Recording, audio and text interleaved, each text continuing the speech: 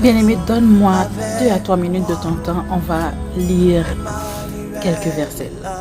Aujourd'hui, je vais nous lire dans Jean 1, du verset 1 à 4. La parole de Dieu nous dit: au commencement était la parole, et la parole était avec Dieu, et la parole était Dieu. Elle était au commencement avec Dieu. Toutes choses ont été faites par elle, et rien de ce qui a été fait n'a été fait sans elle. En elle était la vie, et la vie était la lumière du monde. Quand je lisais ces versets, ce qui a attiré mon attention, j'ai lu ce passage plusieurs fois, mais en méditant, j'ai réalisé que parole, c'est en P majuscule. Et d'après les règles du français, si je me rappelle bien, c'est seulement les mots, les noms propres qui sont en majuscule dans une phrase. Donc parole ici, c'est une personne. Parole, c'est Jésus. La parole qui a été dit ici, c'est Jésus. Amen.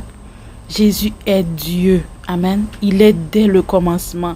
La création a été faite par Jésus. Et il y a un verset qui va nous dire: toutes choses ont été faites par lui et pour lui. Alléluia.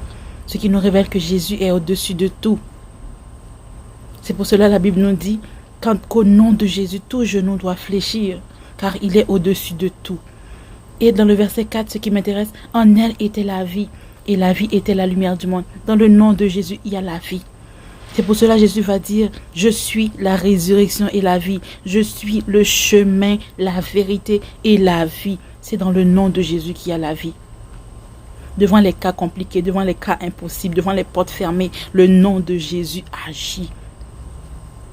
C'est pour cela que je vais t'inviter aujourd'hui. Si tu ne lui as pas encore donné ta vie, si tu n'as pas encore fait cette expérience avec lui, si tu n'as pas encore rencontré, je t'invite à le rencontrer. Il est un ami fidèle. Il est un sauveur. Il est notre sauveur et Seigneur. Il est Dieu. Et il veut te sauver aujourd'hui. Il désire communiquer avec toi. Il désire être avec toi. Il désire te parler. Fais ce premier pas aujourd'hui.